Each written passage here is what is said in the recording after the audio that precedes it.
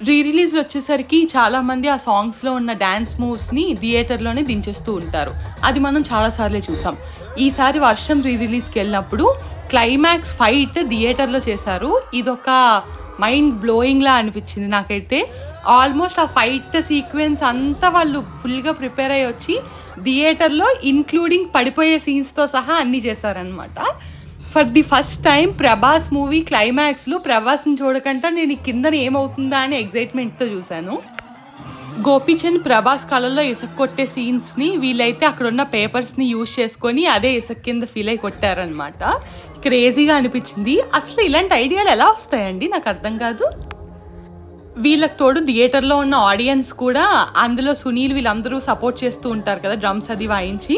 వీళ్ళు ఇక్కడున్న వాళ్ళందరూ కూడా ఆల్మోస్ట్ అలా సపోర్ట్ చేశారు. It's a crazy experience.